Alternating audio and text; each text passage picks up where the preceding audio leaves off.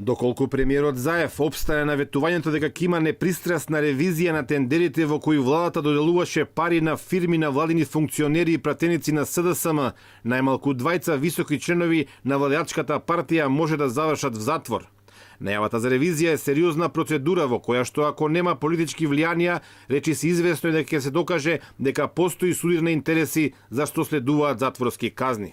Во Кривичниот законник на Република Македонија јасно и прецизно е предвидено казна затвор за сите оние кои го прекршуваат законот за судирни интереси според член 353в од Кривичниот законник на Република Македонија став 1 и 3.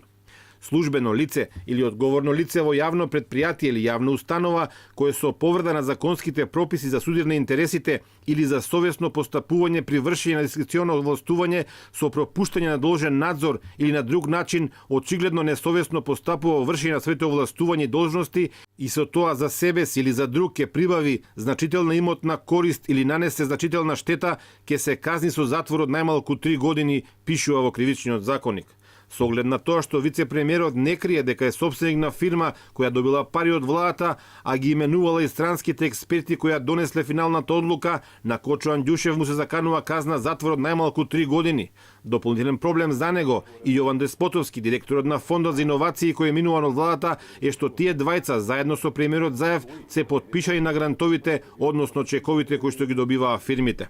Ако премиерот навистина обстои на независна и професионална ревизија, известно е дека таа ќе открие други аномалии на законот. Со оглед на тоа што според македонските закони, министерската и пратеничката функција се професионални и неспојиви со било која друга функција според уставот, и вице-премиерот Андјушев и пратеникот Хари Локвенец се соочуваат со прекршување на ова правило кое е казниво според македонските закони. Оваа ситуација е спорна и според изборниот законник, каде што во членот 8 став 3 се вели дека сите професионални функции се неспојиви со профитна дејност. Во овој контекст, покрај Андјушев и Локвенец кои земаат државна плата и воедно и државни пари преку своите фирми кои создаваат профит, на тапет може да бидат и градоначалниците на Пласница, кои што преку својата фирма Впутско Петрол заработува милиони на владини тендери, и на Струга, кој преку неговиот универзитет исто така заработува сериозни средства. На потеке премиерот Заев да ја спроведе најавата за ревизија на делата на своите блиски соработници, подчинети и коалициони партнери.